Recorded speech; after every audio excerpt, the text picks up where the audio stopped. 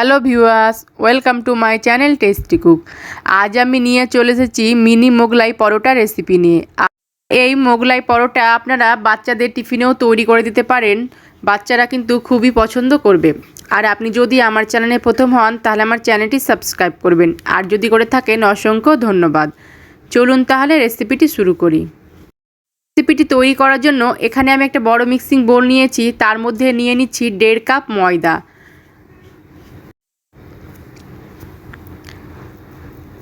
এবার আমি এর মধ্যে অ্যাড করে দিচ্ছি স্বাদ মতো লবণ, আর দিয়ে দিচ্ছি হাফ চামচ চিনি, আর দিয়ে দিচ্ছি 2 টেবিল স্পুন সাদা তেল। এবার আমি সাদা তেল, চিনি, লবণ আর ময়দাটাকে খুব ভালো করে হাত দিয়ে প্রথমে এভাবে ঘষে ঘষে ময়দার সঙ্গে মিশিয়ে নেব। এতে করে মোগলাই পরোটাটা খুব খাস্তা তৈরি হবে। তো ময়দাটা আমি খুব ভালো করে মিশিয়ে নিয়েছি, আর ময়দাটাকে এভাবে হাতে মুঠো করে দেখবেন, যদি এরকম মুঠো বেঁধে যায় তাহলে ময়দার ময়ানটা খুব ভালো করে তৈরি হয়ে গেছে। এই যে এইভাবে মুঠো করে দেখবেন, নিজে থেকে যদি না ভাঙে তাহলে বুঝবেন যে তৈরি হয়ে গেছে। এবার আমি নর্মাল জল নিয়েছি, নর্মাল জল নিয়ে ময়দাটাকে মেখে নেব। অল্প অল্প জল দিয়ে ময়দাটাকে একটা ডো তৈরি করে নিচ্ছি। তো ময়দাটা আমি একটা ডো তৈরি করে নিয়েছি, আর এরকম একটু নরম করে মেখে নিয়েছি। এবার আমি হাতে একটু পরিমাণ তেল নিয়ে ময়দার উপরে লাগিয়ে ময়দাটাকে রেস্টে রেখে দেব 5 মিনিটের জন্য। আমি একটা বাটি নিয়েছি, তার মধ্যে আমি নিয়ে নিচ্ছি 3টে ডিম। তো এখানে আমি 3টে ডিম নিয়ে নিলাম। এবার আমি এর মধ্যে অ্যাড করে দিচ্ছি 2টো পেঁয়াজ কুচি, আর এখানে আমি মিডিয়াম সাইজের 2টো পেঁয়াজ এরকম ছোট ছোট করে কুচি করে নিয়েছি। আর অবশ্যই পেঁয়াজটা এরকম ছোট ছোট করে মোগলাই পরোটার জন্য কুচি করে নিতে হবে। আর দিয়ে দিচ্ছি 3টে কাঁচা লঙ্কা কুচি, স্বাদ মতো লবণ, আর দিয়ে দিচ্ছি খুবই সামান্য পরিমাণ কালো গোলমরিচের গুঁড়ো, আর খুবই সামান্য পরিমাণ জিরে গুঁড়ো। এবার আমি ডিমের সঙ্গে সমস্ত কিছু খুব ভালো করে মিশিয়ে নেব। তো ডিমের সঙ্গে সমস্ত কিছু খুব ভালো করে মিশিয়ে নিয়েছি। এবার আমি যে ময়দাটা মেখে রেখেছিলাম সেটা এবার লেচি কেটে নেব। তো প্রথমে আমি একটু ময়দাটাকে এইভাবে মেখে নিচ্ছি, আর ময়দাটা কিন্তু অনেকটা নরম হয়ে গেছে।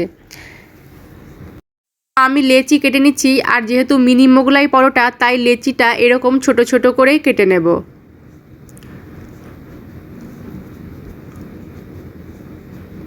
এখানে আমি লেচি কেটে নিয়েছি, আর 1.5 কাপ ময়দার আমার 12টা মোগলাই পরোটা তৈরি হবে। এবার আমি একটা লেচি নিয়ে প্রথমে হাত দিয়ে খুব ভালো করে গোল করে নেব। তারপর শুকনো ময়দা ছড়িয়ে পাতলা করে একটা রুটি বেলে নেব। আর মোগলাই পরোটার জন্য রুটিটা অবশ্যই খুব পাতলা করে বেলে নিতে হবে। তো রুটিটা আমি বেলে নিয়েছি, আর এরকম আমি পাতলা করে রুটিটা বেলে নিয়েছি। দেখতে পাচ্ছেন যে কতটা পাতলা হয়েছে। যতটা পারবেন ততটা পাতলা করে বেলে নেবেন। আমি যে ডিমের মিশ্রণটা তৈরি করে রেখেছিলাম সেটাকে চামচের সাহায্যে রুটির মাঝখানে এরকম দিয়ে দিচ্ছি।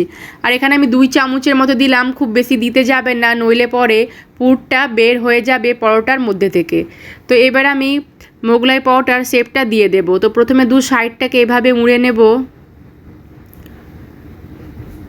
তারপরে আরও যে বাকি 2 সাইডটা এভাবে প্রথম সাইডটা উঠিয়ে দেব, তারপর বাকি সাইডটাকেও এভাবে চেপে দেব। আর আপনারা চাইলে এখানে একটু জল দিয়ে দিতে পারেন, তাহলে পরে পরোটার মুখটা খুব ভালো করে বন্ধ হয়ে যাবে। তো আমি এখানে জলটা দিলাম না, ময়দাটা আমার নরম হয়ে আছে, তাই আমি এইভাবে চেপে দেব। এতে করে খুব সহজেই লেগে যাবে মুখটা।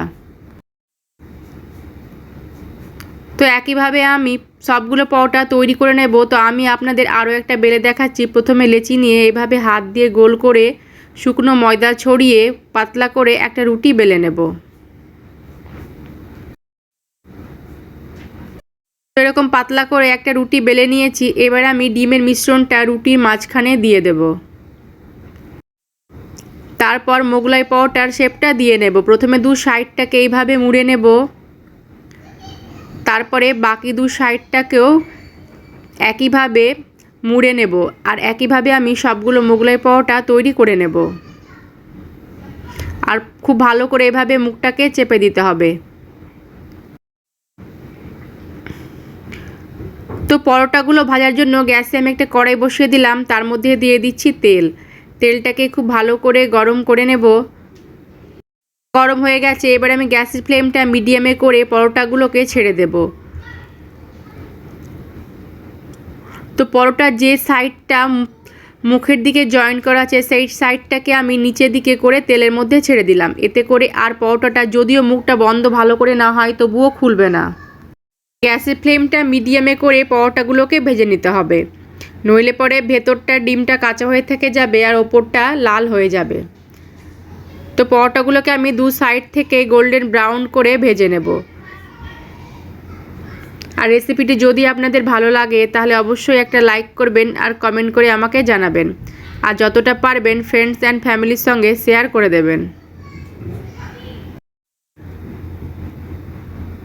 তো পরোটাগুলো দেখেই বুঝতে পারছেন যে সব কটা পরোটা এরকম ফুলে ফুলে গেছে।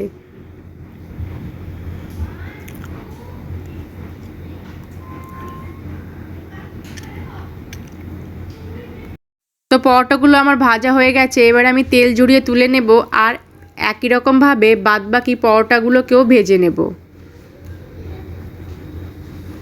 সকলে ভালো থাকবেন, সুস্থ থাকবেন, ধন্যবাদ।